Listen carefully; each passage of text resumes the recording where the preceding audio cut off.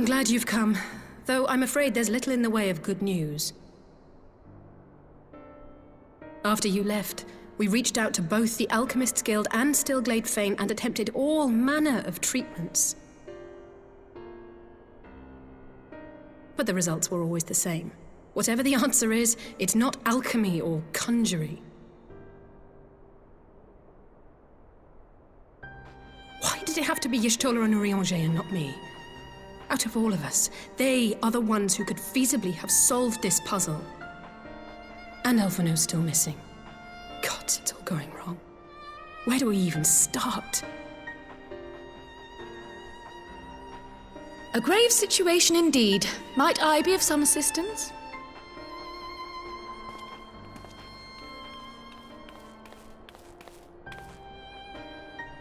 Cryle! I thought you were busy delving into the mysteries of Eureka. When word reached me of the plight of our friends, I could not well stay away. As a fellow scion, not to mention your erstwhile mentor, this is one of those times you should feel free to call on me, regardless of my personal circumstances. Yes, I should have thought of that.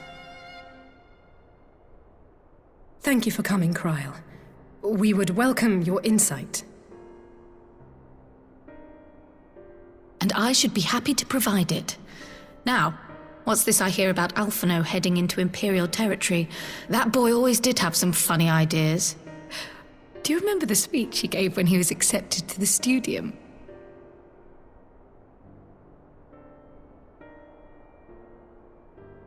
My life's goal is naught less than the salvation of this star.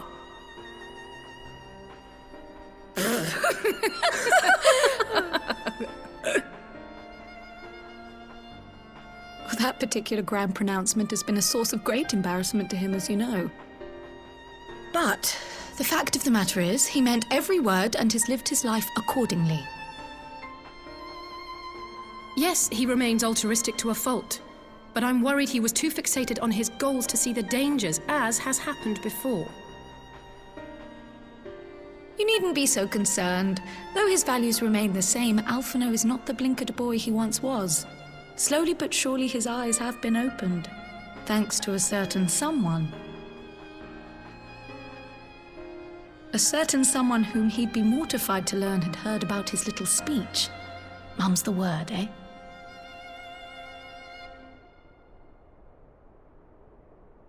Right, I'd better have a look at our patients. They're in the infirmary, I assume. I'll need absolute quiet, so it would be best if I did this alone. If you'll excuse me.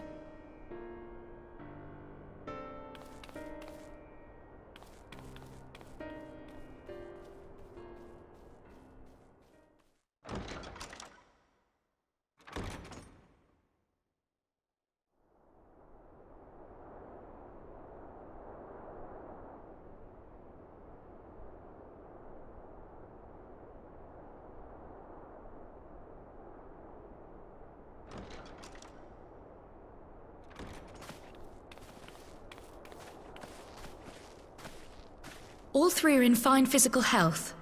At a glance, I would say they were merely sound asleep. Except for the fact that I couldn't sense the slightest trace of them in their bodies.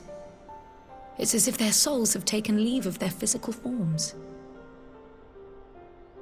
Ah, yes. The Elder Seedseer made a similar observation. I've read the report. When you heard this mysterious voice, you described feeling as if you were somewhere else, yes? If we assume the ether which comprises your essence is being drawn to some other place, then it may be possible to follow the trail it leaves behind, just as we did in our search for Thancred. I wasn't around for that, but I can't imagine it was easy. Oh, it wasn't. But that's no reason not to try. I will have need of Master Matoya's crystal eye if I'm even to make the attempt. So I suggest we pay her a visit.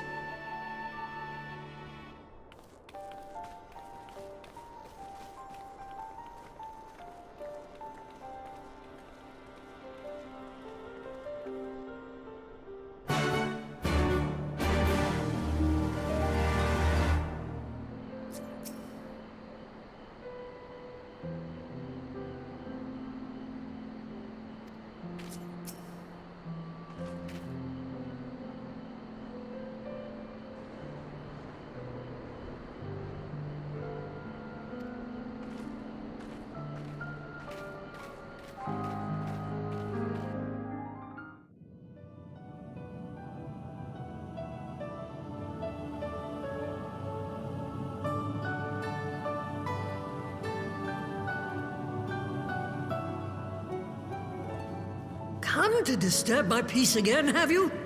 I hide myself away in a cave, and still you people insist on pestering me with your problems.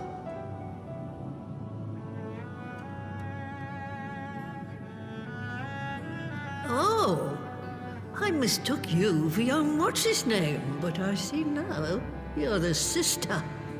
Weren't you supposed to be the lively one? I've seen happier faces at a rain-sodden burial.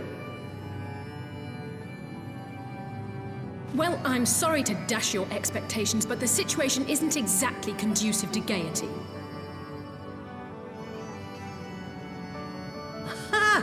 That's more like it. Stoller used to spit and hiss like a wildcat too. Better for a young thing like you to be filled with fire and leave the doom and gloom to your elders. Now, what exactly does this tragic situation of yours have to do with me? If I may, Master Matoya, we have need of your crystal eye once more.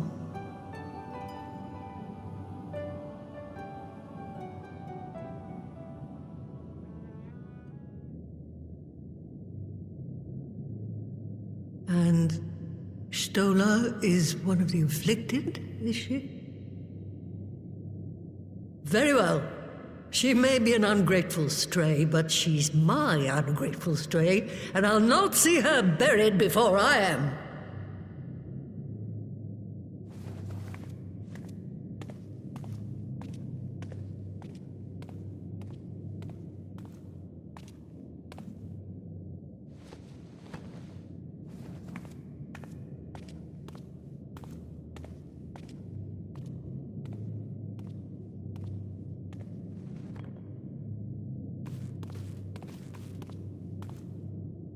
Right. Let us see what we can see. I'll begin from where our friends first fell, and cast my senses out from there.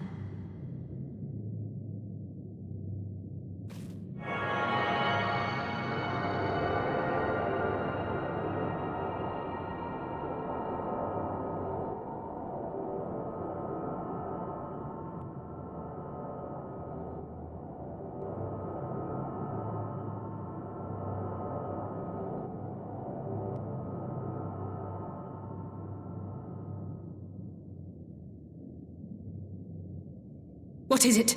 Did you find them? This doesn't make sense.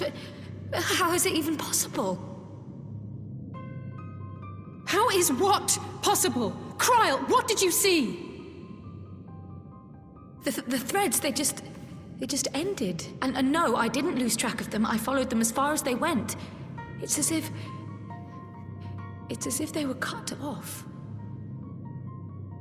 Could their ether have dissipated if it had? Oh gods! Their bodies are just husks. It's like the Broodmother's daughter all over again. No, this is different.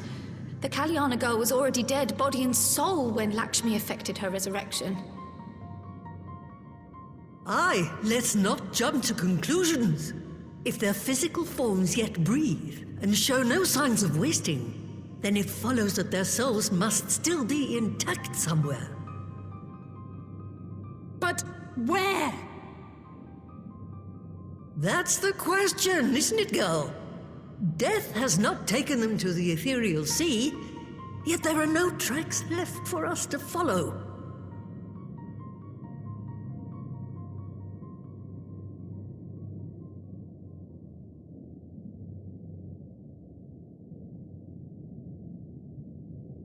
We're no closer to an answer than when we started. But knowing their souls are still out there is progress of a sort. We just have to keep looking. Pray, excuse me a moment. Yes? I remember, but... What, to Alamigo? We're on our way. That was Lise. Apparently, a group of Populares have defected to Alamigo, and Maxima, the envoy Alphino left with... is one of them. I'm sorry. I realize we've barely begun here, but... Go, child, go! You've made up your mind, and life's too short for dithering. I'll do some digging in the meantime and see if there isn't some other method we could use to continue the search. Let's be off then.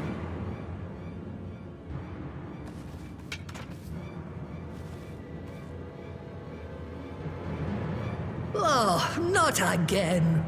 The enchantment barely seems to take these days. I chalk it up to old age, but I rather doubt it's that simple.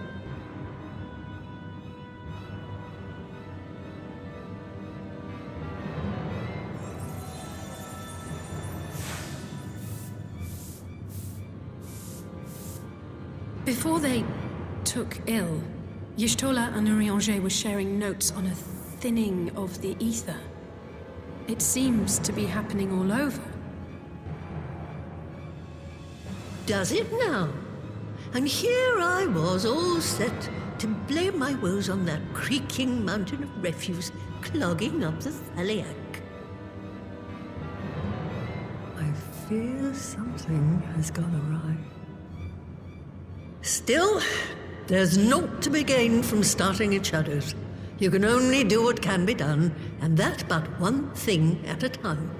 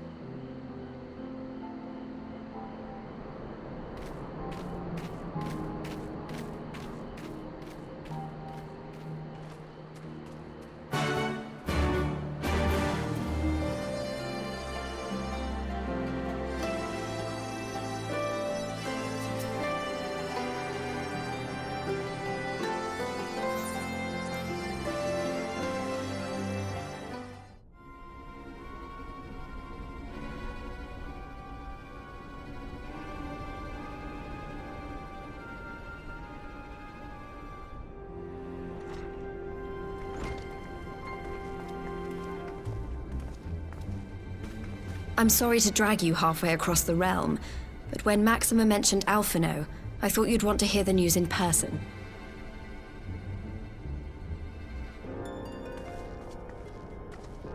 Ah, we meet again. Though I was hoping our reunion would be under more auspicious circumstances. What happened to my brother? Where is Alphino? Never fear, my lady. Your brother was in fine health when I took my leave of him, and I have no reason to assume that has changed. You assume? If you will allow me, I shall endeavor to explain events. Our troubles began not long after we departed Doma. While crossing the burn, we were fired upon by the Emperor's personal guard and forced to make an emergency landing. As we stumbled from the wreckage, our attackers fell upon us again, and we would have perished there and then were it not for the intercession of a third party, a band of mercenaries whose leader claimed to pursue a vendetta against the Ascians. This shadow hunter, as he styled himself, then escorted us out of the wastes to relative safety. Upon arriving back in civilization, I gathered my Populares colleagues and prepared to flee the Empire. Master Alphino, however, declined the invitation to join us, preferring to continue his investigation into the Ascian threat.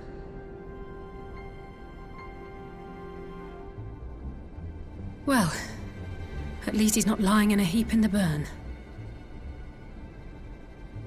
Tell us more about these Ascian hunters. Who are they? And is Alphonse still with them? He is. As to who they are, I'm afraid I have nothing to tell you. Beyond the fact that they root out and destroy Ascians, they were unwilling to divulge anything which might serve to identify them. They would not even reveal their next destination. But Master Alphonse asked to accompany them all the same. Since parting company with your brother, we've been engaged in a game of cat and mouse with the Emperor's Guard. We made our way through province after province, finding the army busy restoring order wherever we went, until we finally arrived here in Alamigo. I cannot thank Commander Aldin enough for giving us such an unexpectedly warm welcome. I'm not inclined to turn away refugees, no matter which land they call home. And if they can tell me how things lie in Garlemald, all the better. On that subject, there is much I would tell you. During the course of our journey, we heard tales that an entire rebel army had been slaughtered in the space of a single night. It would seem my former comrades grew tired of putting down uprisings in the conventional manner, and chose instead to bring a formidable new weapon to bear. Details were sparse, but the rumor alone was enough to dampen the flames of rebellion. I have also heard reports that several companies have withdrawn from their designated provinces and begun marching westward. It is my assessment that the Empire's forces are mobilizing for a large-scale military engagement. Westward? You mean they're getting ready to invade Alamigo? We knew this was coming, but not that it would be so soon. We've barely even begun to shore up our defenses. They won't stop an invading army. No, they won't. Dispatch messengers to the Alliance leadership requesting reinforcements, and send word to our officers in the field to hasten completion of those border fortifications. Prepare to meet the Imperials head on!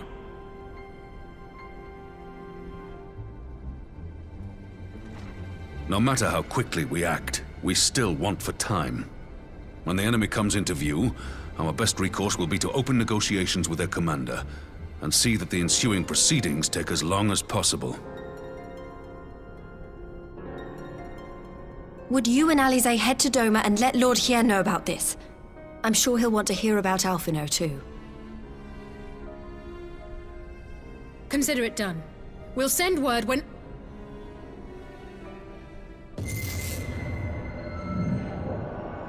Untold sorrow must be changed. Ahead looms a calamity. Eon become instant. Throw wide the gates!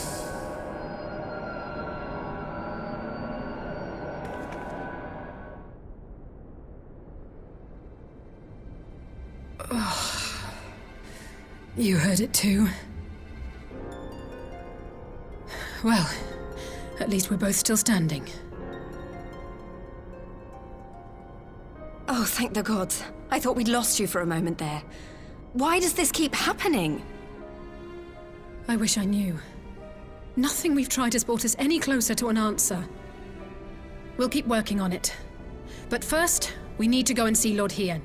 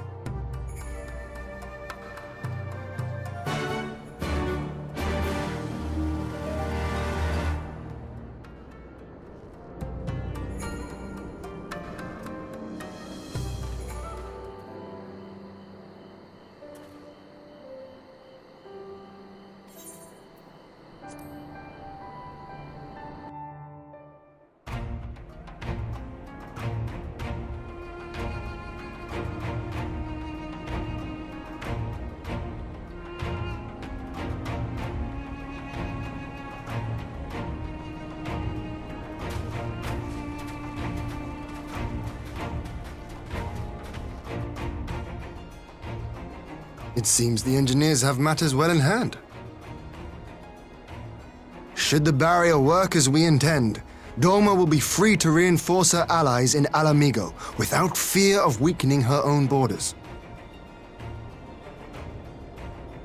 Honored friends, the time has come to put your hard work to the test. Start the generator.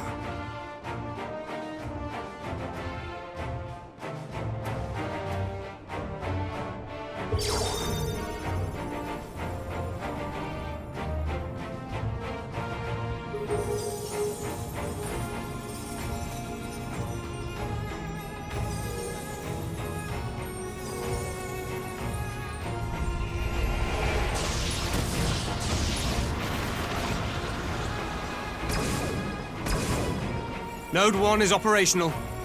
Nodes 2 to 8 are reporting similar energy levels. The barrier is forming.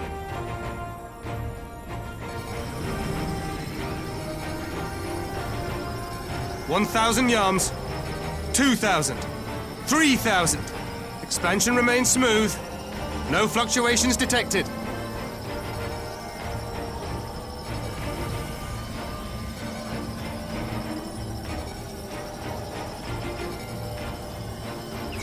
$4,000, 5,000. Target altitude reached. The barrier is holding steady at 5,000 yards. We've done it.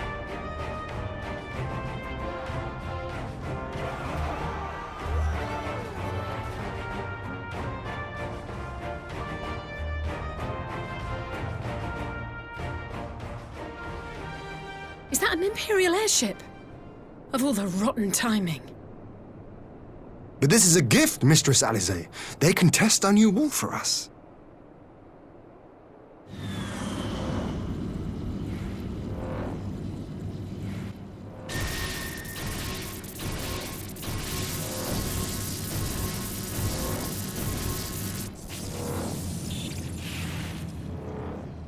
Seems solid enough, though I was hoping for a fireball.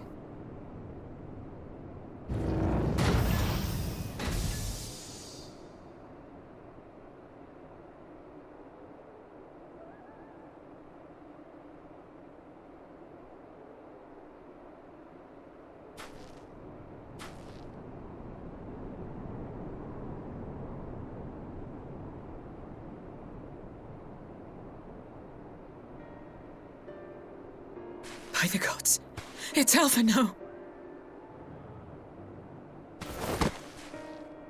What are you?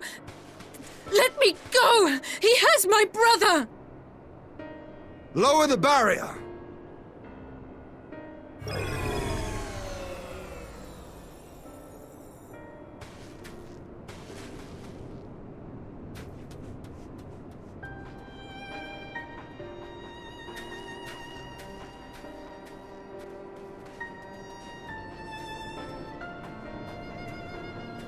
Be at ease, girl. The lad is not dead, merely locked in slumber. No, not him too.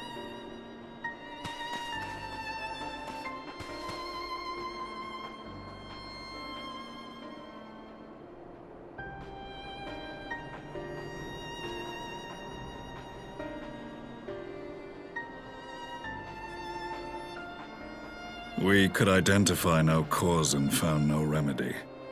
Thus I sought to return him to Doma, and into the arms of Lord Hien himself, it would seem. It is a day for fated reunions. Would you not agree, adventurer? Or should I address you as the Warrior of Light?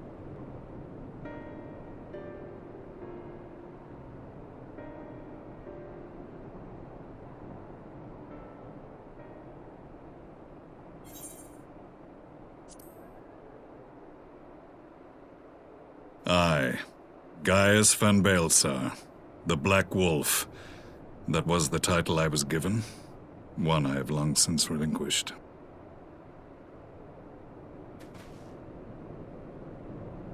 Stand down. The legatus of the 14th Imperial Legion died in Castrum Meridianum. I am no more than Gaius Baelsar, a man without rank or allegiance. Impossible!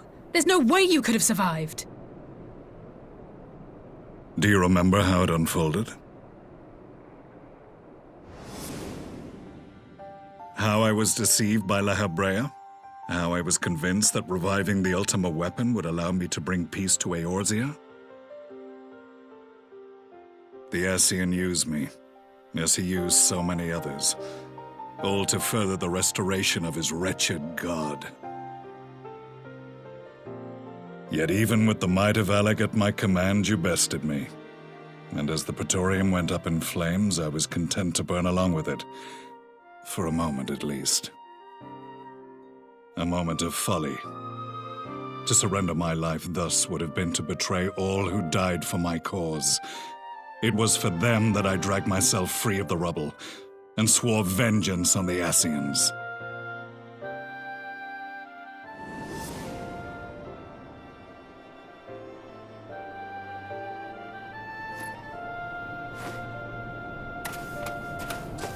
The Black Wolf has shed his pelt, never to return to Garlemald or her legions.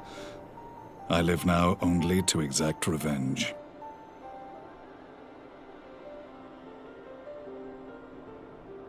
My principal quarry was to be La Habrea, whom I gather you have since ushered unto oblivion. But so many more remain. Long as their kind lurked in the shadows, laboring to sow chaos throughout our world, I would see each and every one dragged into the light and put to the sword. Are the Scions not of like mind? In this single respect, perhaps. Then I shall continue the partnership the boy began, and share what intelligence I have acquired. Among the Ascians, the Black-Masked Ilk are subordinate to those who wear red. This you already know. Yet among the Red there exists a hierarchy. Those set adrift with the shards clearly stand below those still joined to the source. Nabriales, who once dared to intrude upon the Rising Stones, belonged to the former group, and while he was indeed a dangerous foe, his powers were inconsequential next to the paragons of the Source. The first was La Habrea, who plagues us no more. There is also the white-robed Elidibus, and the elusive Emmett Selk, about whom little is known. We have files on La Habrea and Elidibus, but I believe this Emmett Selk is new to us? As I assume my brother told you, we have evidence to suggest that an Ascian now walks in the body of the Crown Prince. Have you identified this interloper? Elidibus seems the most likely culprit. As emissary, it is his role to maintain the equilibrium between darkness and light. Your many deeds in Hydaelyn's name have upset the balance, and I believe he seeks to restore it by throwing his considerable power behind the Empire. As a leader of the Ascians, he is one of our primary targets. It was on the trail of this very prey that the boy and I came across the scene of a failed uprising. In the absence of a single Garlean casualty, we inspected the bodies of the rebels, and the lack of any external injury drew my immediate attention. They had been slain by Black Rose, an alchemical invention of the Imperial Army. When I yet served as legatus, I ordered its production halted, and all stockpiles destroyed. Toxic gas is not a tool of conquest, but of extermination. Toxic gas? This must be the new weapon Maxima warned us about. Something deadly enough to sweep away all resistance in a matter of hours. Gods. You don't think they're planning to use this in Alamigo, do you? Put your fears to rest. We infiltrated the production facility and destroyed all existing stores of the chemical along with the plant itself. Even should they rebuild the operation, they will not soon manufacture another batch. Regardless, I would draw your attention to a directive we discovered in the plant's records. The document was marked with a recent date and authorized with the signature of one Zeno Galvas.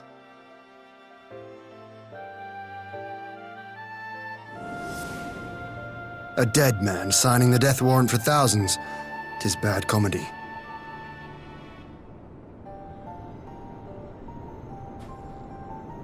But the tale does not end there. Within that same facility was a chamber filled with devices of elegant design. Cloning technology, we realized. And what should we find in each and every incubator? But a young Emperor Solus.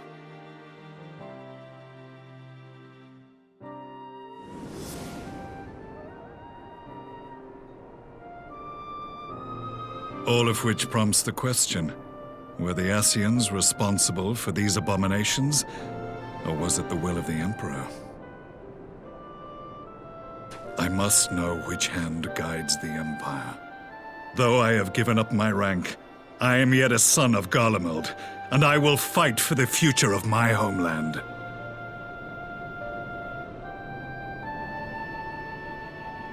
It is time I return to the hunting of shadows. We should focus on our common foe. To reopen old quarrels now would serve no purpose. You saved my brother's life, so I'm willing to let sleeping dogs lie. But in truth, it's not my decision to make.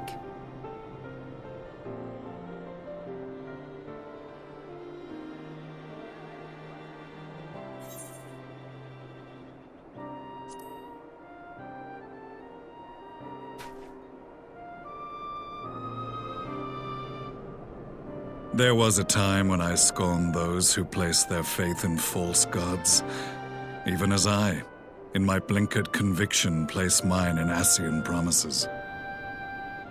Unlike yours, my strength of will and my restraint was found wanting. We shall meet again, warrior of light.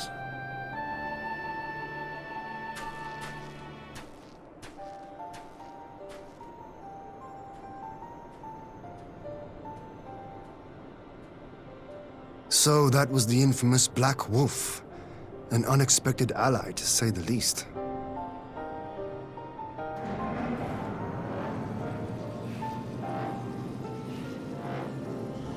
Well, I am content to leave the fine-tuning of the barrier to cleverer minds. Let us bid our friends from the Ironworks farewell, and see what can be done for Alphino back in Dorma.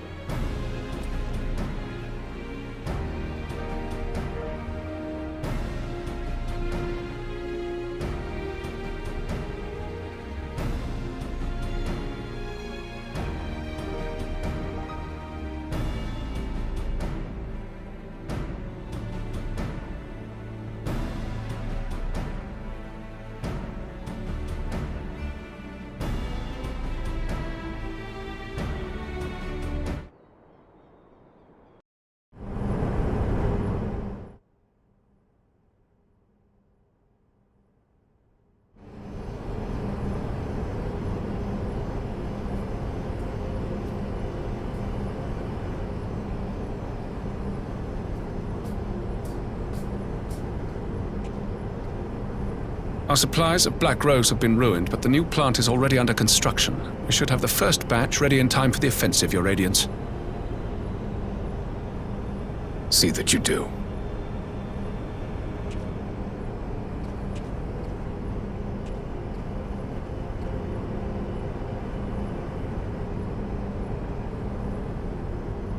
Ah, yes, the infamous Black Rose. If I recall correctly, Gaius did not much care for the invention.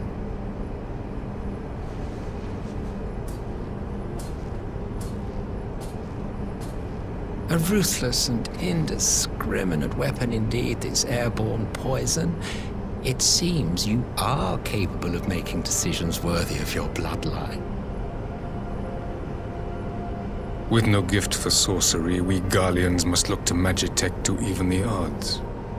If it spares the needless deaths of our soldiers and serves the cause of this empire, there is no method I would not employ.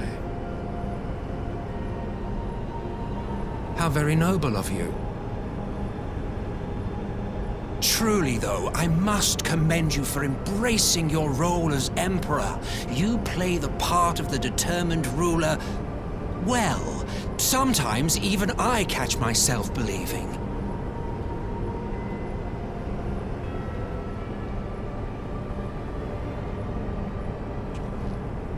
A silent agent of death. Now that I think on it, Black Rose may well possess the perfect aspect. Slowly but surely, the deluge of light has worked upon the ether here in the source, and the gas should be most susceptible to its influence. Well, I shall leave you to your own devices. Go forth and bloody the land with your grand and glorious war.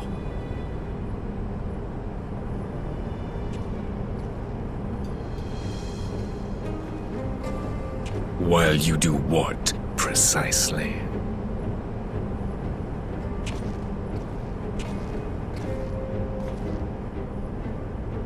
Need you ask? I will be doing what all Ascians do. I am well aware that your kind exists only to usher in the next calamity. But you seem oblivious to the harm your singular agenda causes to the Empire.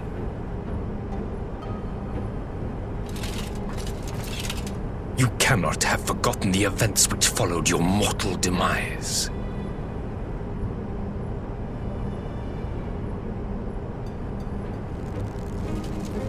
Our homeland was plunged into civil war for your failure to name a successor. The edifice you so carefully constructed was but a hair's breadth from collapse.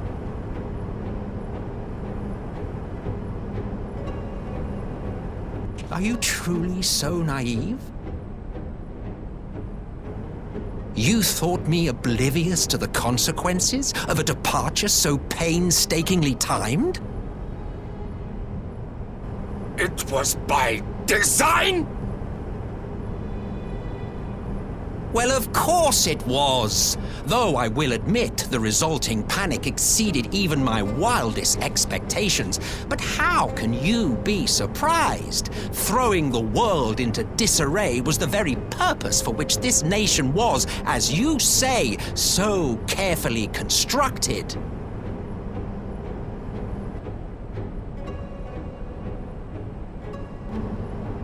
Now, if you have no further questions, I must be on my way.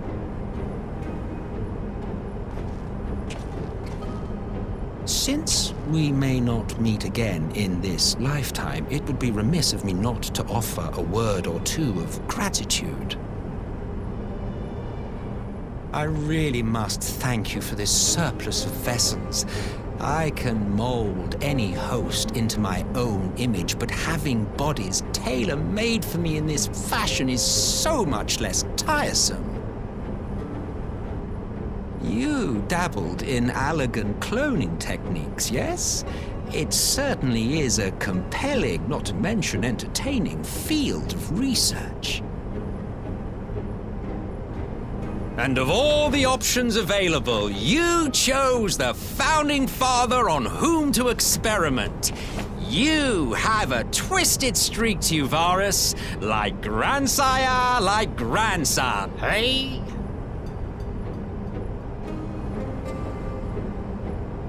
If events play out as planned, this will become something of a family enterprise. You will be the capstone of this world, I the anchor and shard, and together we will give the lie to this star's fraudulent existence.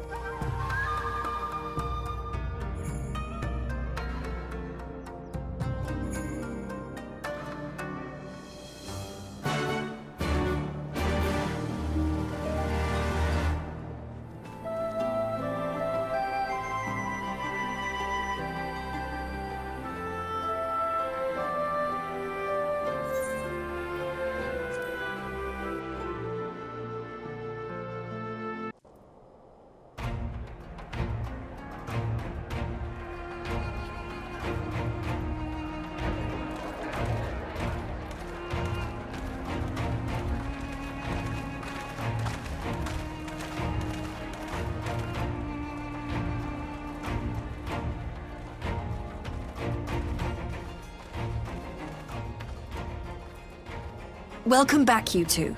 Greetings, Lord Hien. Glad you could join us. Glad to be here. I would have come sooner, were our own defense is not in question, but I am pleased to report that our soldiers are assembling for deployment to Alamigo as we speak. We're grateful for your support. Thanks to the efforts of our allies, it won't be long before we've established defensive positions on this front as well.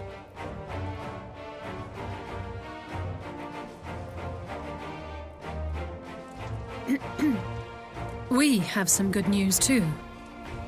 Alphino has come back to us. As for the bad news...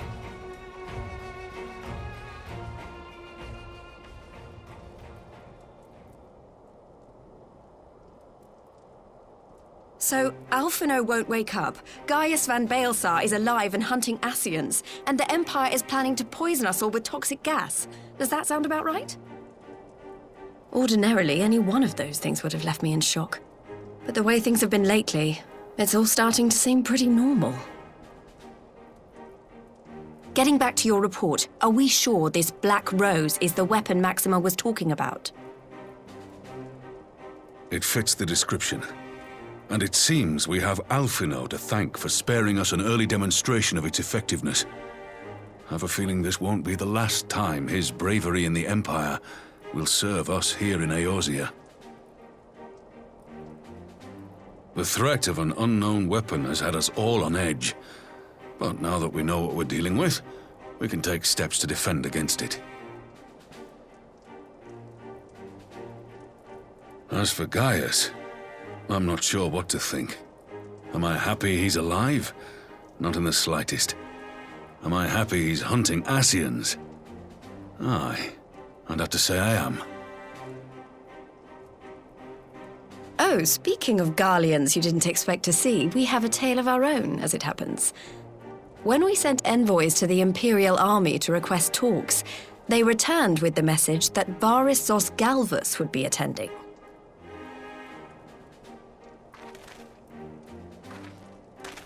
The Emperor himself. Well, Varus did sanction the Popularis peace mission. But knowing that an Ascian walks in his son's skin, I do not see how we can trust him or anyone from that nest of vipers. The Alliance would proceed with negotiations regardless, if only to give ourselves more time to prepare. We do, however, require your cooperation. Right. Yes. So, as a condition for the talks to go forward, the Empire has requested that a member of the Scions be present. There'll be a representative from each Alliance nation, of course, but I'm afraid we have to ask that you come along too.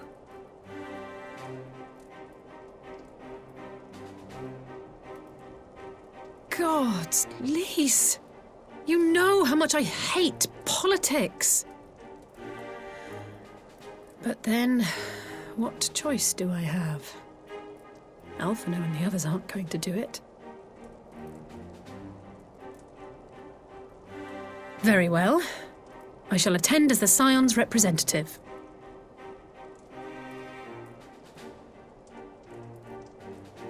In case you're wondering why I didn't ask you, the Empire also requested the presence of Eorzea's champion.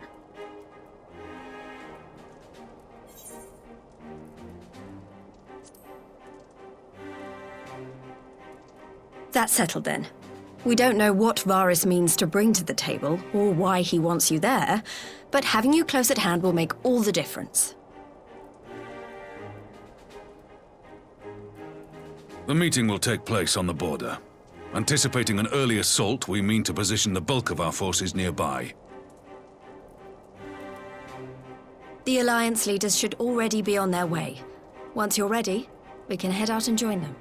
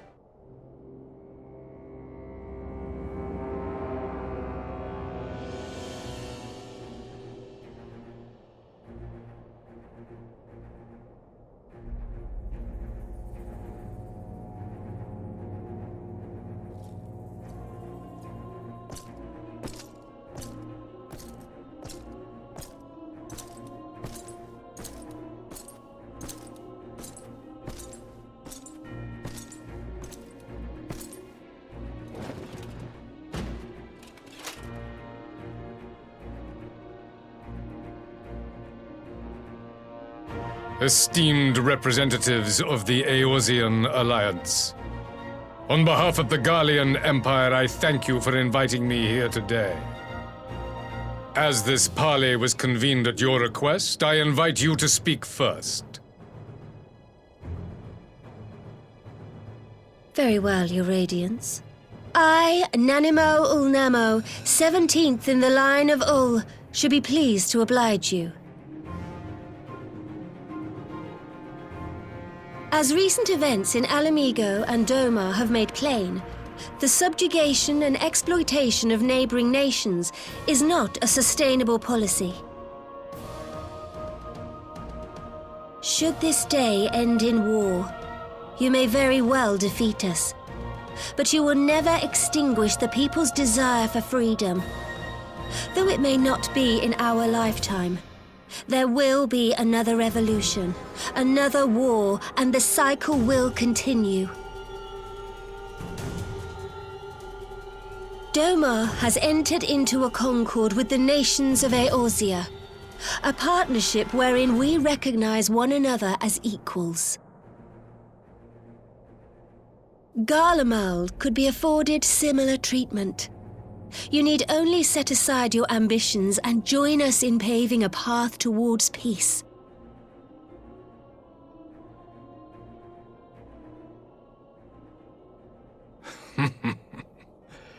You will not win me over with sophistry, Your Grace. As you know only too well, this alliance lacks the strength to keep the peace within its own borders. Even now, your struggles with the Beastmen continue unabated. Divided, you sow this fertile soil with the seeds of your differences and reap naught but discord and chaos for your trouble. Eorzea must be united under one leader, one purpose. I would offer you both and bring an end to your strife. With all due respect, Your Radiance, the only thing that you offered the people of Alamigo was fear and hopelessness. The citizens of Dorma can also attest to the meager arms of Imperial rule. There is no purpose to be found in a life of oppression, each day more uncertain than the last. Our people are willing to die for their freedom. A great many already have, and countless more will, if we don't put an end to this madness here and now.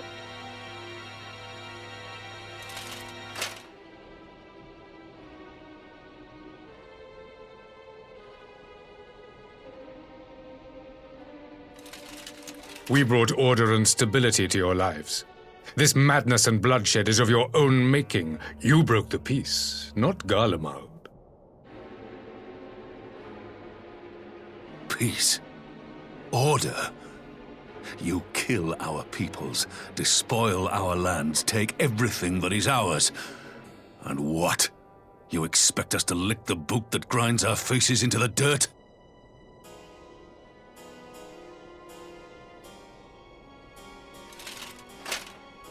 I expect you to weigh the costs. To recognize the countless lives have been lost on both sides in pursuit of a greater good, and to not squander all we have achieved in a fit of petulance.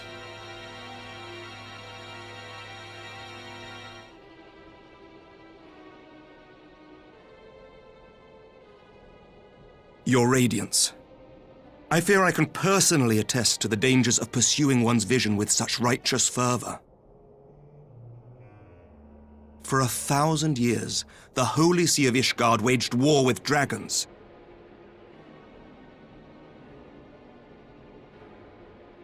A 1,000 years of sacrifice, of sorrow and hate, in which we bathed in the blood of friend and foe alike.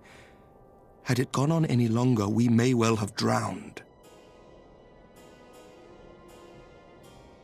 Yet we have chosen to raise ourselves out of this bloody spiral, and have since made peace with our former enemy.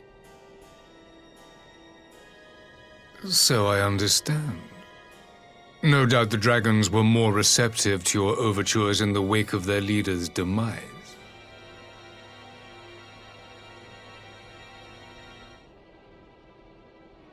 You speak of peace, yet use war to achieve it.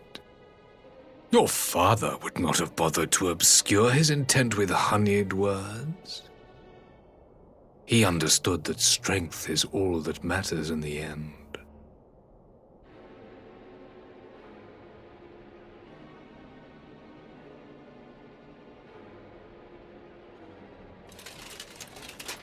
Without his clarity of vision, I can but wonder what will become of Ishgard and her people.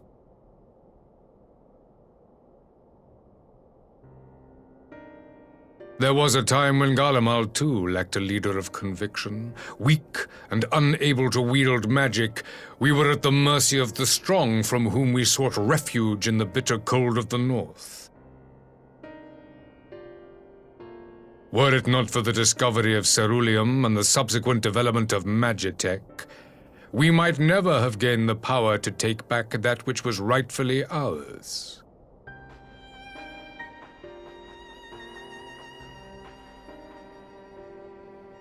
You speak as if your people were the first to have been driven from their homes. Limsa Lominsa was built by wayward souls in search of a place to call their own.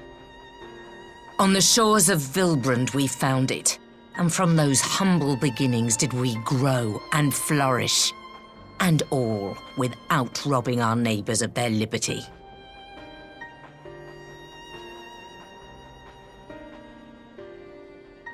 So saith the pirate.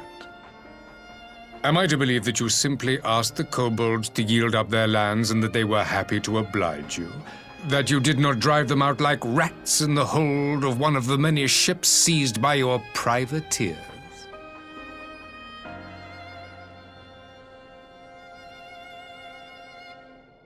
I will concede that after centuries of exile, reclamation may be mistaken for invasion. Nevertheless, it is not. And those who till stolen soil have no right to object when cast out in turn.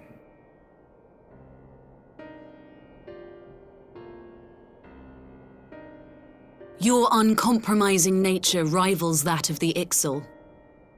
They too lament circumstances which they themselves perpetuate. Were they but to embrace peace, we would welcome them with open arms. Indeed, some few have done just that, and now receive of the 12's Wood's bounty. Would that your people might learn from their example.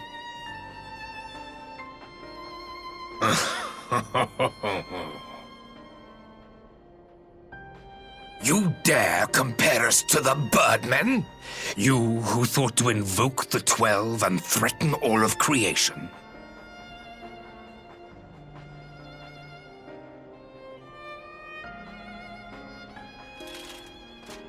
I came here in the hope of finding some speck of common ground, but I see now these discussions will accomplish nothing.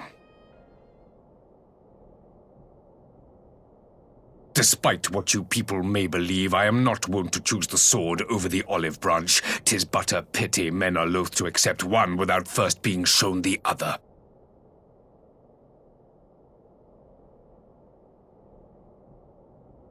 Wait! I beg you. This meeting was supposed to be a chance to find a way forward together, not to bemoan the missteps which brought us here. Please. If you truly consider violence a last resort, there must be a way we can come to an agreement.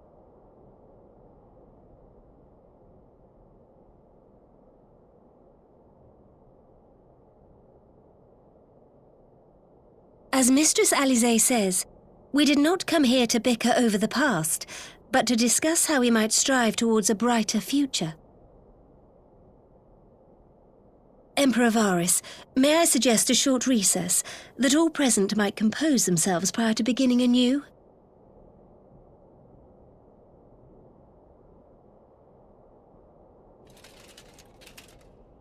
Very well. I pray this intermission will suffice to move these talks in a more constructive direction.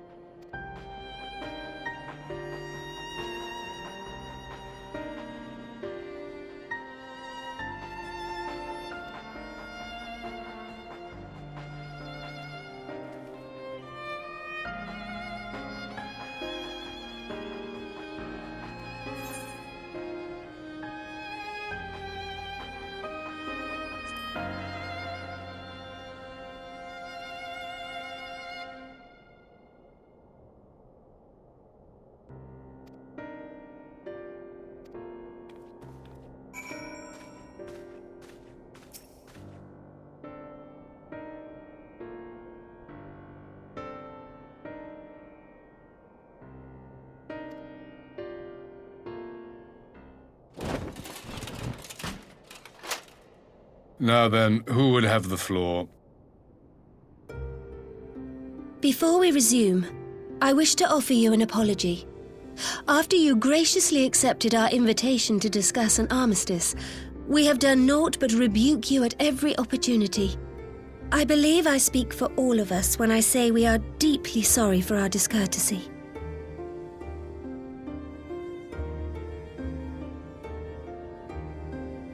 I'll admit your familiarity with our affair surprised me, and served to remind me how little I know of yours. I think all here can understand the desire to reclaim one's homeland. But why expand further? That is my question. If I may, the answer can be found in the Imperial doctrine they took great pains to impart to my people. Recognizing the threat icons posed to the world, Solus Zos Galvus decreed that they were to be eradicated. To this end, he began a campaign to unite all lands under the Garlean banner. Or so we were taught. Yet the Emperor only reached the burn, the Baron said to have been laid waste by icons, after conquering all the lands that lay between. What is more, I am quite certain the practice of summoning was not nearly so widespread in the days before the Empire's founding. When you put it like that, it all starts to sound like an excuse, doesn't it?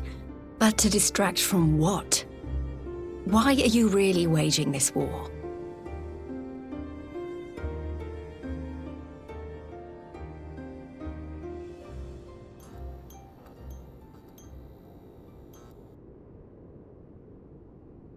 Finally, you ask the right question. I can but hope you heed mine answer and at last accept the righteousness of our cause. My goal is this: to return the world to the way it once was, the way it was always meant to be. In doing so, mankind will be made whole once more.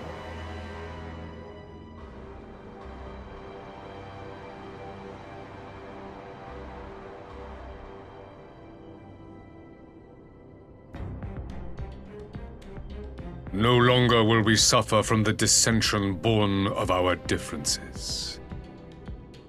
There will be but one race, a perfect race, as we were when time began. What in Rolga's name are you talking about? I am talking about the origins of this star, of the source and its 13 reflections. At the instant of the great sundering, 'twas not only the world that was shattered, but mankind itself. Thus were we divided into myriad races, each with its own unique imperfections.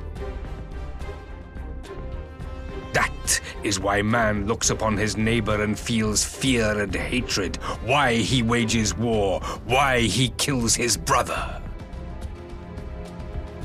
You all in your own way have proven as much today.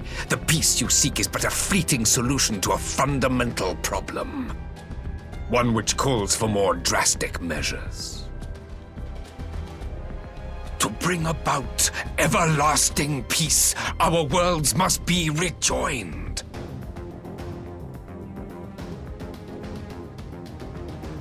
That is the goal the Empire would see realized. The glorious future unto which we shall one day shepherd mankind.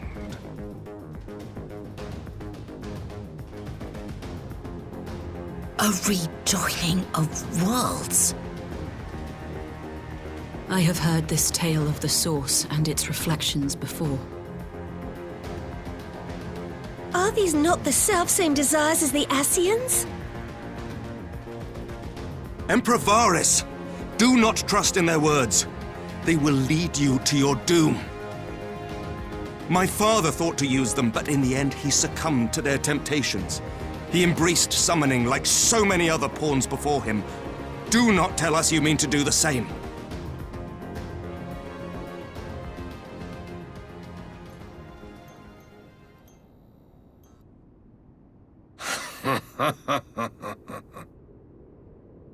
To be a pawn, free from the burden of choice, would be a blessing.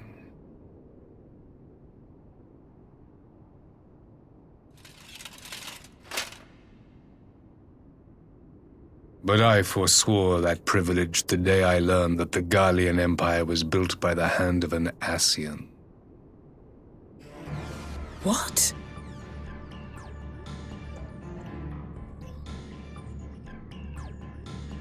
Yes. My grandsire, the former emperor, is of their number. And who better to build an empire capable of bringing about the calamitous change we desire? Would you condemn me for this alliance, for bowing to the will of these shadowy masters, when the prize is true and lasting peace?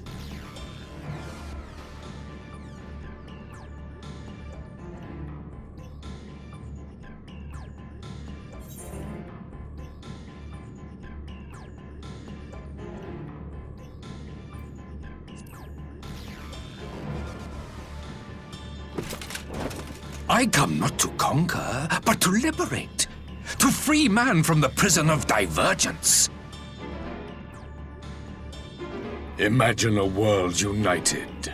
One perfect race beneath a single standard. An army before whose might these servants of darkness and light would fly as leaves in a storm, never again to meddle in man's affairs. We would be the masters of our own fate.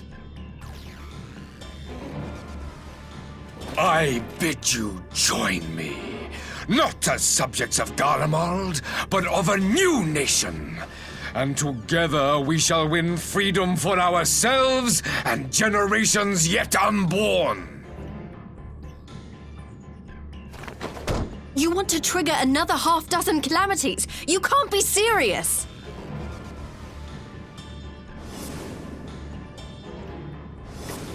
Have you forgotten how many died? There will be no one left. Do you truly imagine we would aid you in your bloodletting?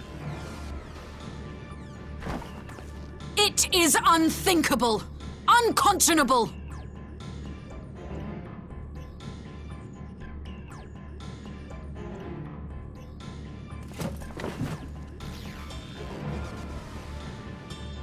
And what is the alternative? To be as cattle waiting for slaughter? I would have us work together that we might take fate into our own hands.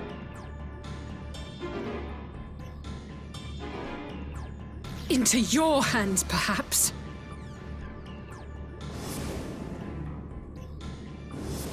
But what of the other worlds, your radiance? With every calamity, you obliterate a star and every soul that dwells on it.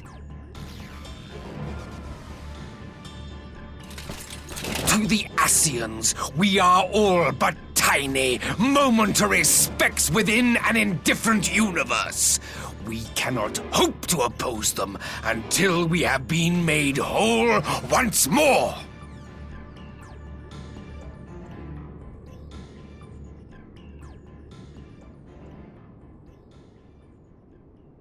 Are these truly the words of Garlemald's ruler?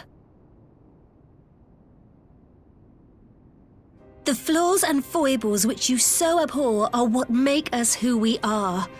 Every nation, even yours, Emperor Varys, is made whole through the combination of these imperfections, the strengths of one compensating for the weaknesses of another.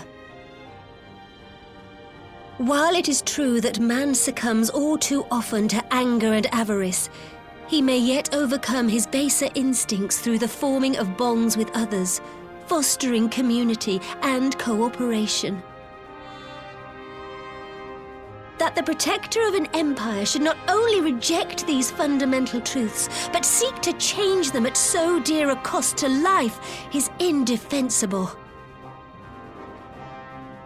Such a man is not fit to govern.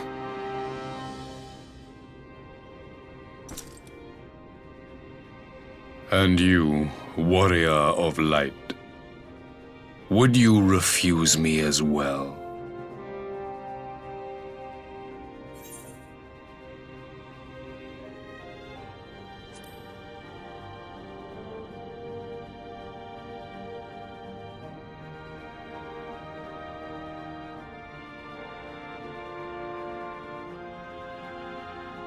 It would seem the Alliance is of one mind on this matter.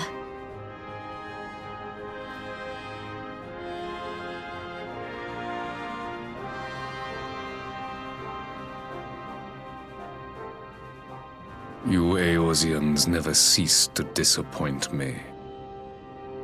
Though I suppose I have only myself to blame for expecting more from savages.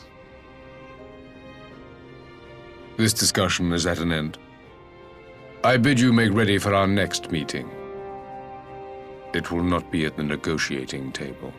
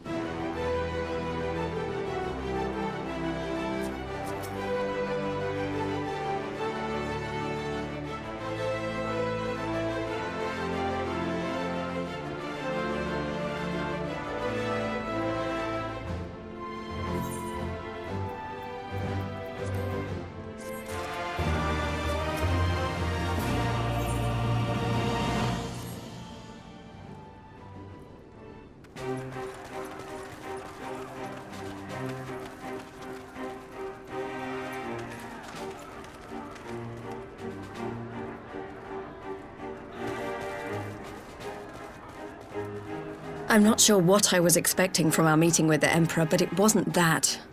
Still, at least we know now what he's really after. Aye, a future built on a mountain of bodies. I too want the Ascians dead, but not at any cost. The last of the reinforcements from Dorma arrived not long ago. I pray it will be enough. Given the Emperor's stated goal, this is a battle we can ill afford to lose.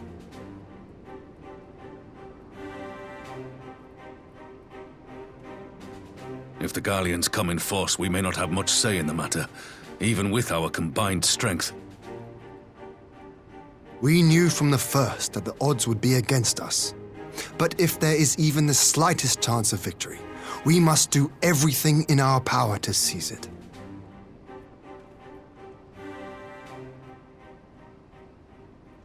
We must seize it, full stop. Here!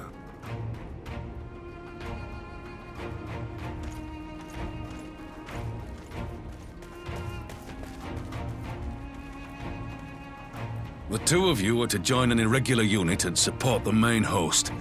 I won't bother asking if you're minded to fight. After coming this far, how could I not? And for once, there's no one around to countermand me. Not that they would. Not even my brother. But we all know who really make the difference.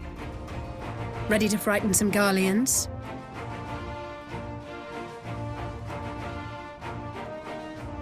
I wouldn't want to be on their side. Might I ask you to accompany the Dorman contingent? They are strangers here, and your presence would do much to raise their spirits.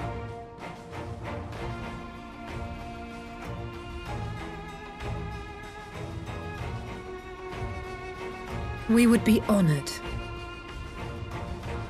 When our people stride out with you in their midst, I dare say the Eorzeans will feel an ilm taller themselves. High spirits have a way of spreading. What I wouldn't give to join you. But my duties as field commander will not allow it. I'll leave the front lines in your capable hands.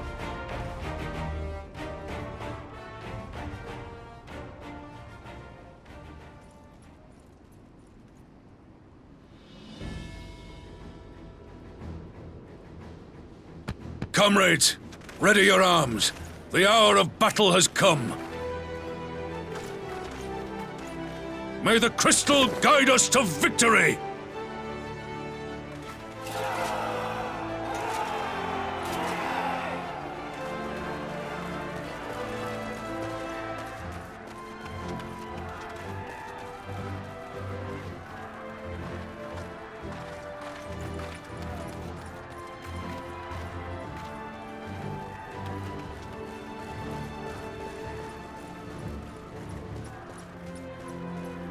Since the others couldn't be here, we'll have to fight twice as hard. If Alphino wakes to find the Imperials have won, I shall never hear the end of it. It's strange. I thought I would be terrified when the fighting started. I should be terrified. But with you at our side, I can't help feeling everything is going to be all right. So please, don't you dare leave me alone.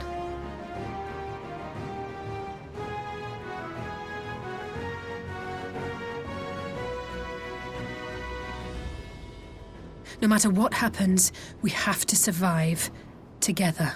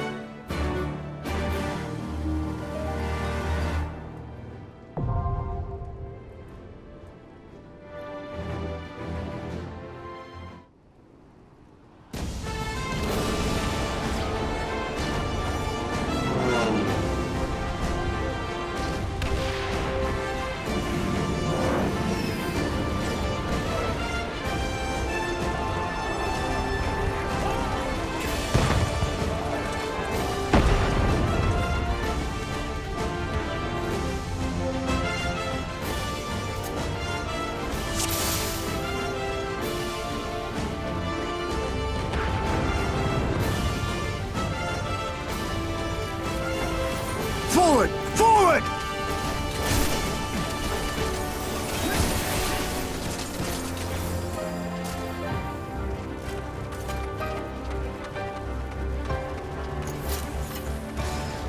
Leave this to me.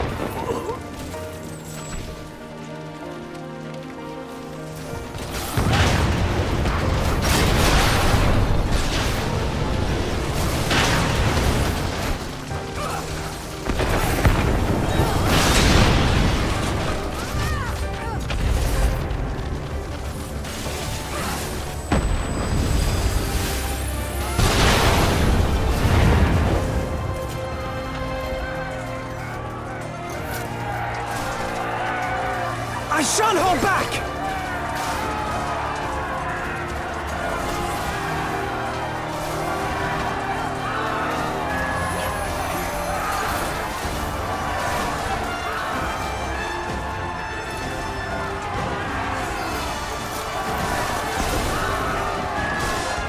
Ready?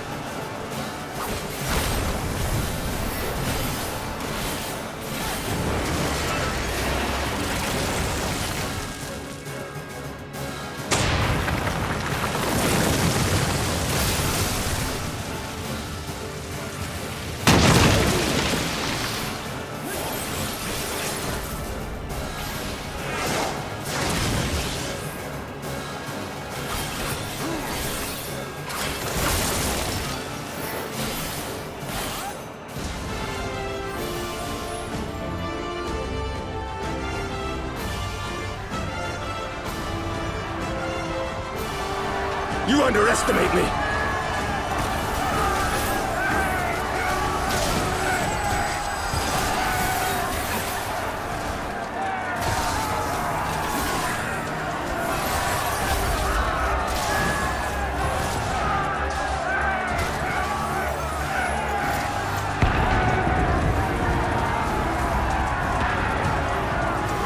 This knight does not yield!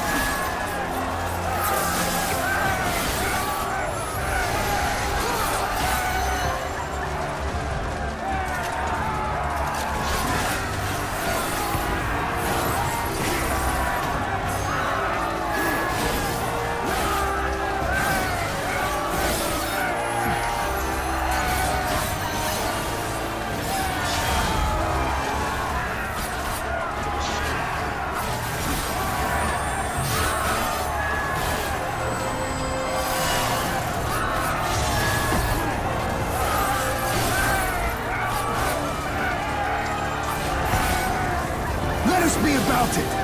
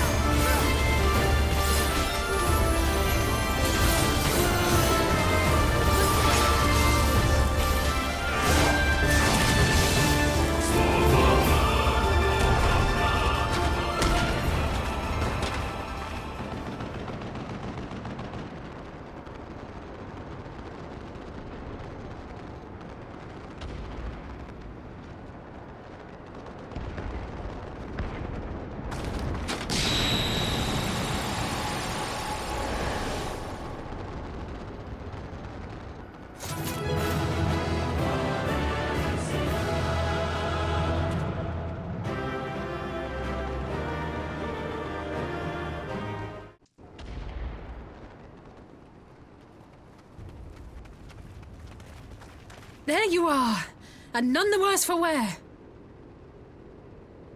Indeed. I had hoped we might do more to help, but there seems to be no one left to fight. A tactical withdrawal, perhaps?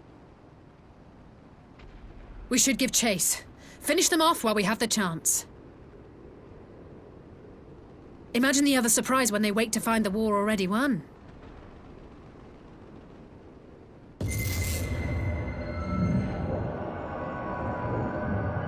The light will expunge all life. Only you can forestall the calamity.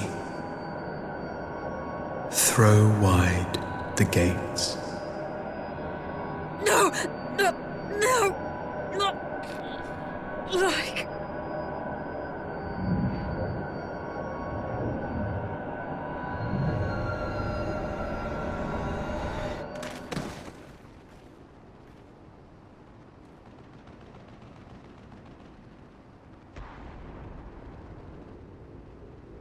Oh no. Don't tell me. Are you all right?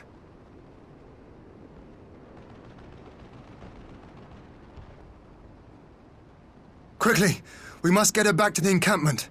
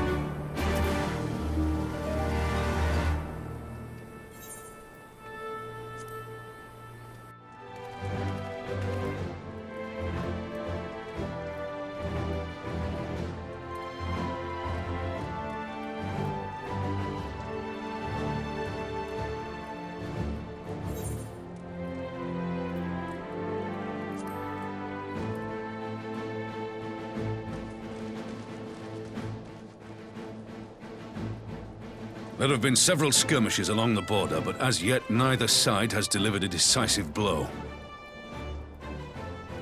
We had long assumed that the Garleans would overwhelm us in a straight fight, but we seem to be gaining ground, albeit slowly.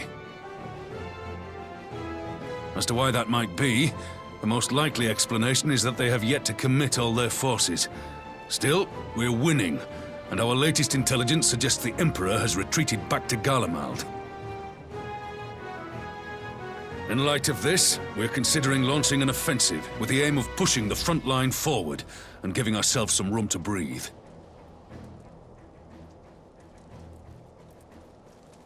Commander! The Imperials! They've broken through our defenses to the east! What? Our scouts say their forces are being led by Lord Xenos. Lord Heian and Commander Hext have taken their troops to provide support, but we don't know how long they can hold out. So, they've been biding their time, waiting for his arrival, have they? Very well. Send word to our allies, requesting reinforcements for the front line.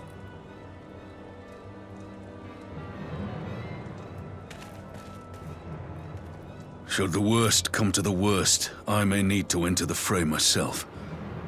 But what of you? Do you still have the strength to fight?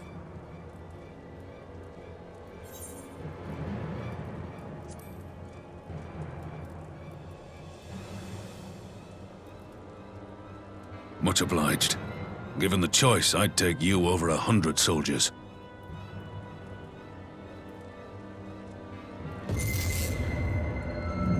Why won't they open? Please, I bid you open!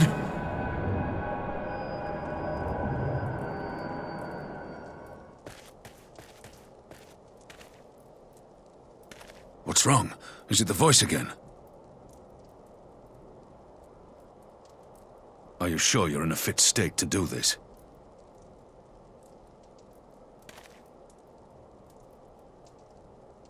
May Ralga grant us strength.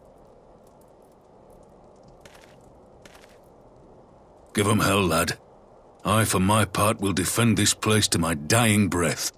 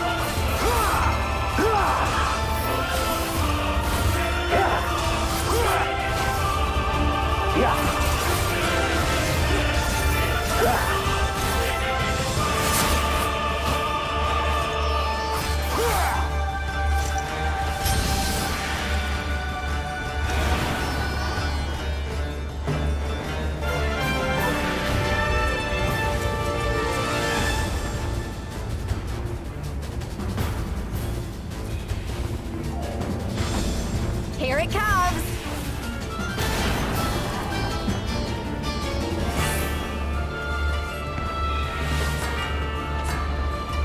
The weave of a shinobi's power.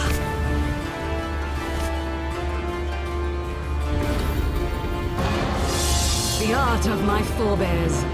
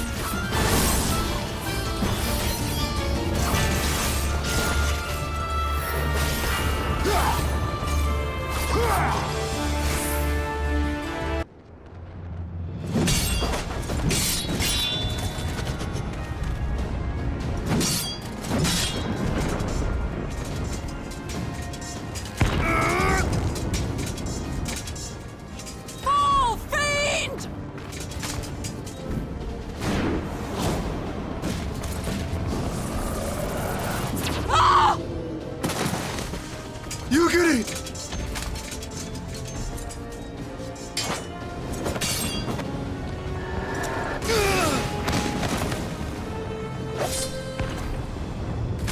Damn you!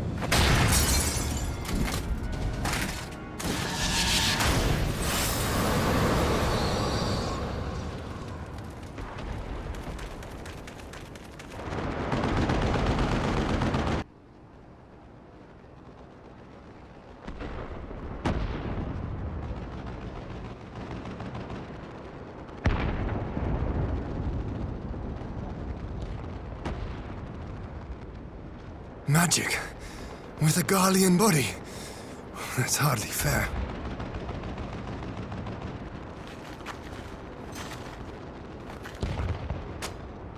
Still, he must be stopped, no matter the cost.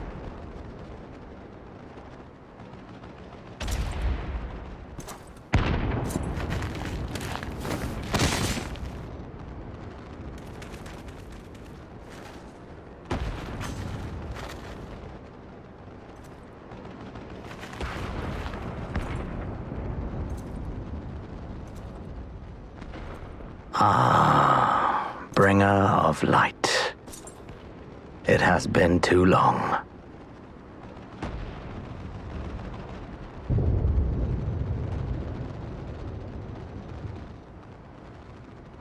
No words to mark our reunion?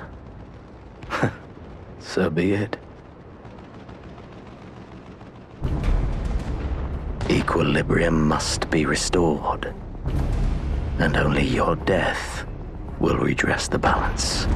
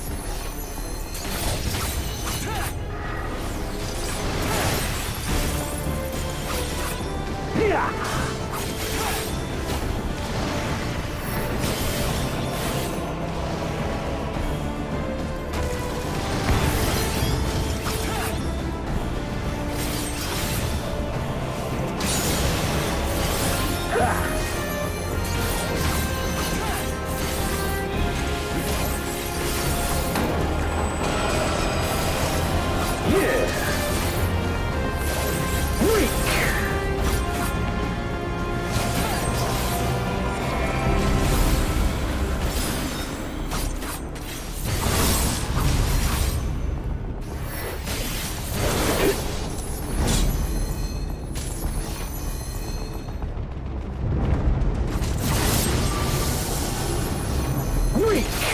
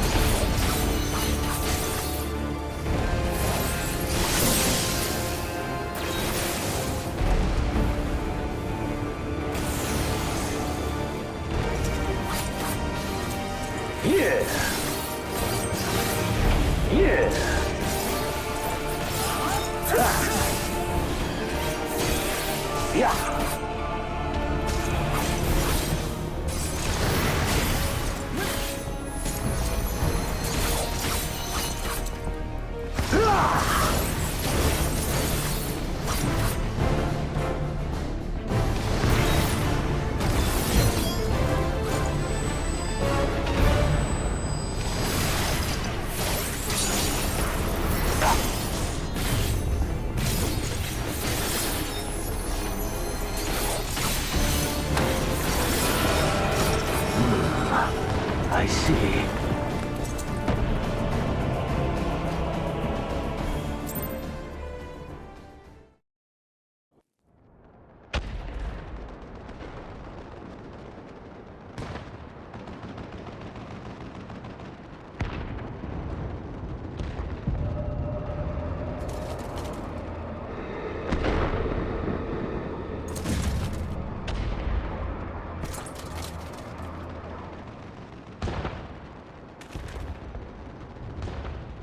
Your mother chose her champion well. Yet, for all your strength, you will still fail.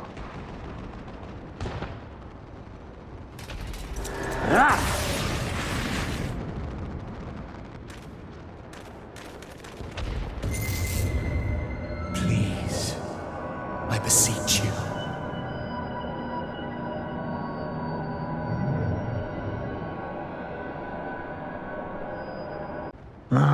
Someone calls to you.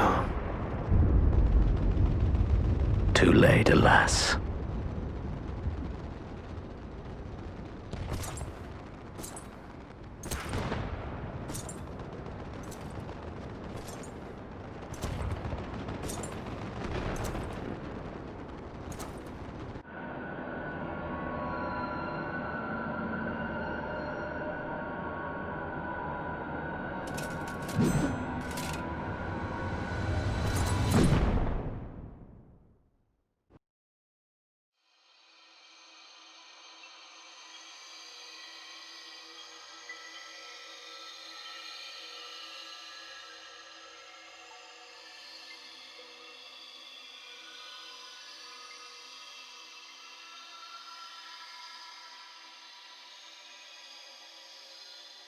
At last, I found you.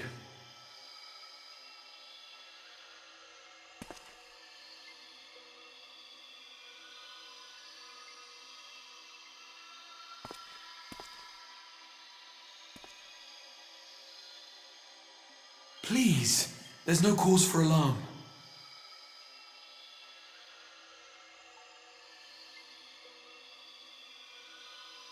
Though, I confess, this is not where I had intended to meet. But the place of our meeting is of no consequence, like the war you wage.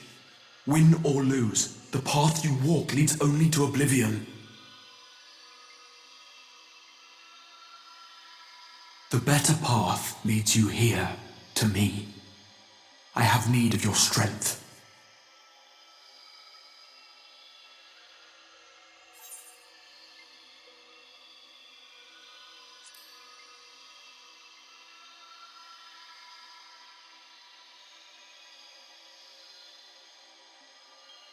I'm afraid such questions will have to wait. We have precious little time, and your work is not yet done.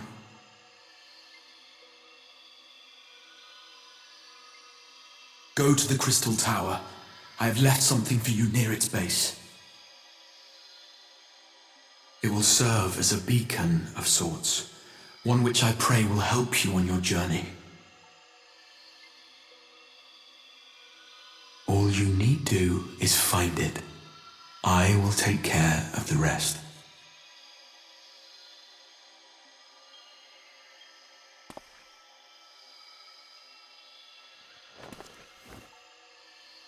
Soon, we will throw wide the gates. And the path to the first will be yours to walk at last.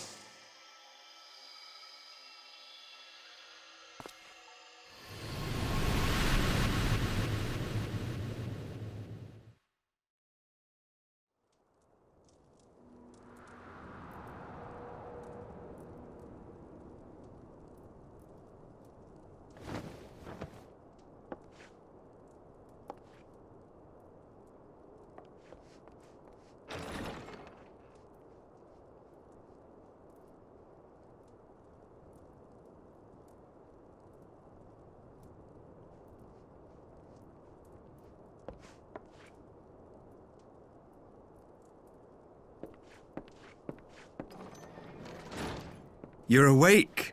Thank heavens.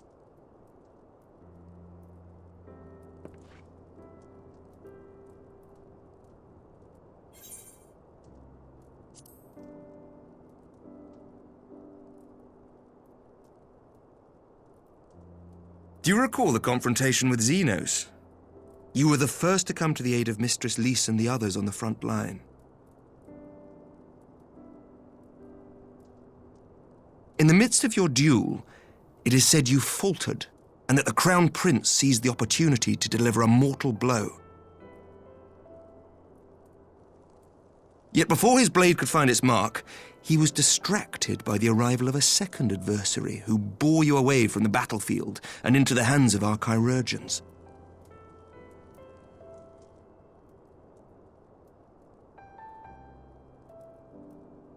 Lest you wonder, he left before you awoke. As is his wont.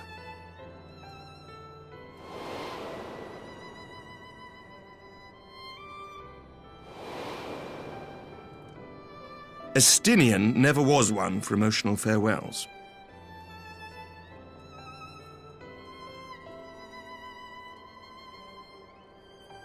Though Xenos bested all before him, the battle clearly took its toll, for he retreated shortly after your rescue. Seeing this, the remaining Imperial forces decided discretion was the better part of valor and pulled back, allowing us to re-establish our position. We have since received word of renewed unrest in the provinces, doubtless inspired by the efforts of the Eorzean Alliance and our Far Eastern allies. Nor does the good news end there. We have also come into possession of intelligence suggesting unrest within the Imperial Court. This would certainly explain why both the Emperor and Lord Xenos appear to have abandoned the fight.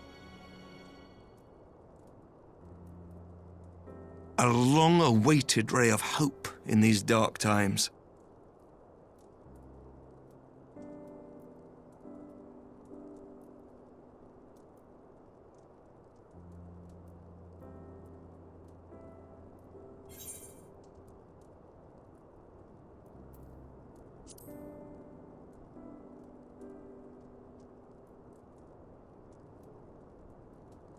yet to awake, I'm afraid. But please, concentrate on your own recovery for now. You have carried the hopes of some half-dozen nations, and we are all eternally grateful for your efforts. But no one is without their limits, not even you. Leave this fight to us, my friend. You have earned your rest.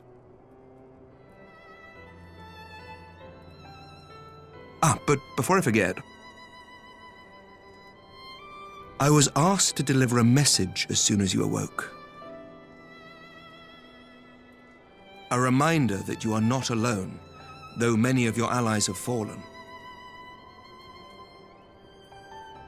When you are well and rested, you are to return home, where friends will be waiting for you.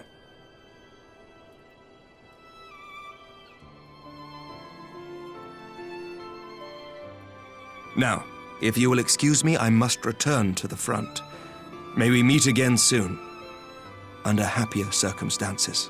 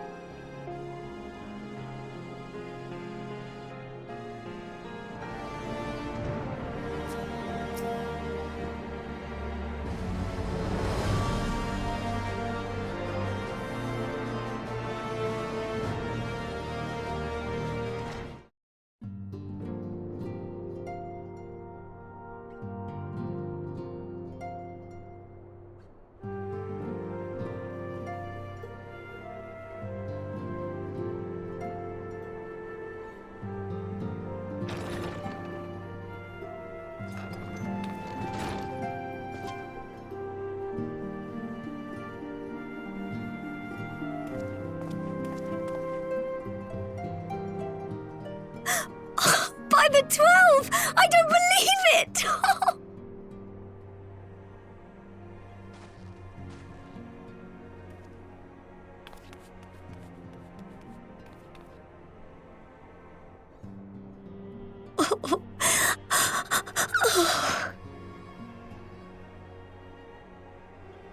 I rushed back as soon as I could. I swear, my heart nearly stopped when I heard you'd collapse like the others. What in heaven's name is going on?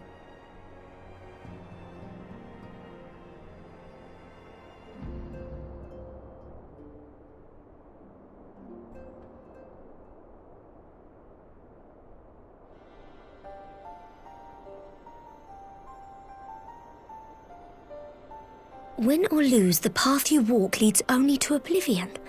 Oh, well, that's helpful. And what else did he say? The better path leads to him?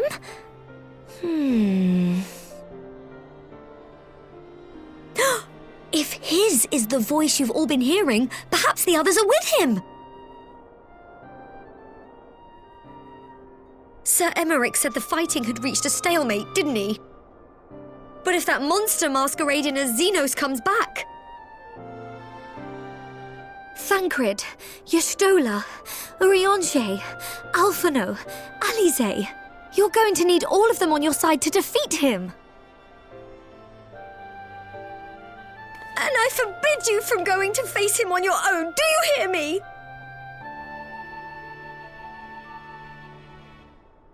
So if you must leave, go and find the others. Bring them home.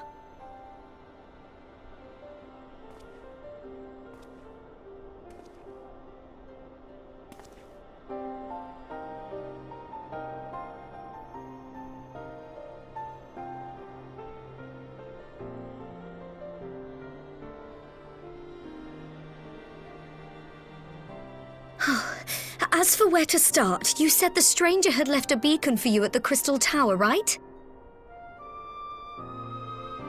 But how are you to find it, now that the tower has been sealed shut?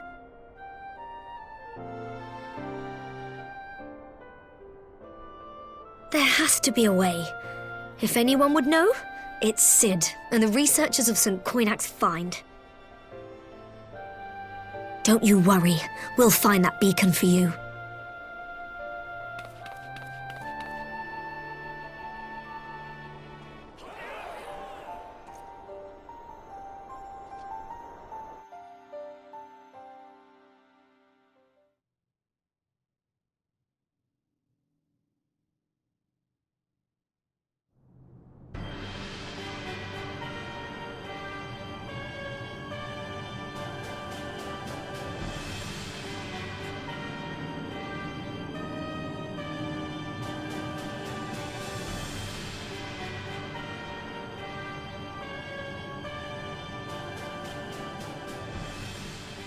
I pray you have good reason for abandoning the front.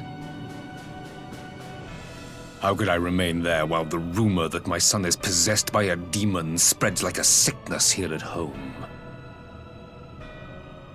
I will not be made to fight for the throne a second time. But what of you? Did you not tell me you would destroy Eorzea's champion with the ease that one might swat a fly?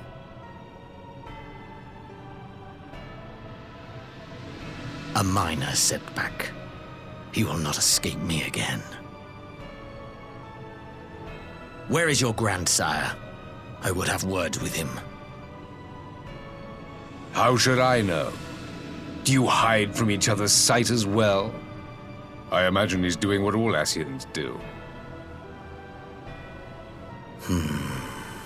He must have found a way to take advantage of this turmoil. Men are not pawns to be played with, Ascian. You underestimate us at your peril. This war will not be decided by you and yours. Man must choose his own fate, and I, for my part, will do all within my power to see Garlemald emerge victorious.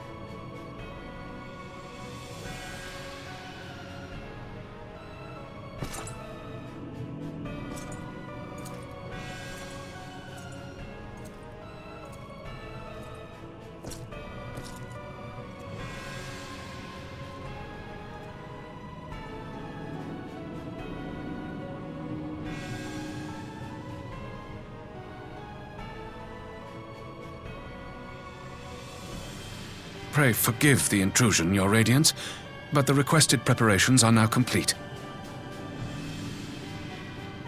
We stand ready to begin production of Black Rose upon your order.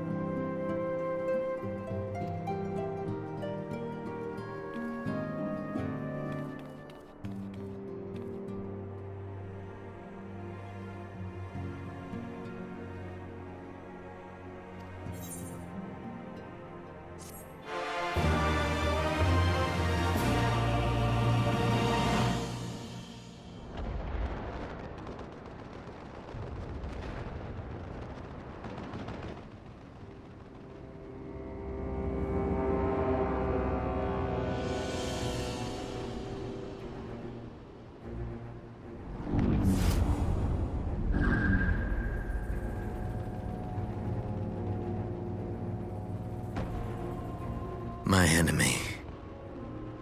My friend, had I been but a step faster.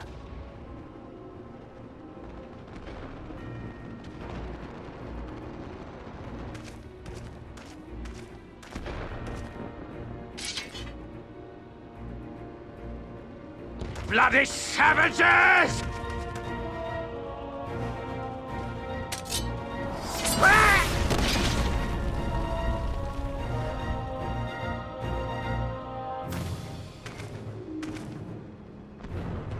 A pity your hunt leads you elsewhere. Not that I am surprised. May you find joy in it. Grow stronger, more savage, and savor every triumph.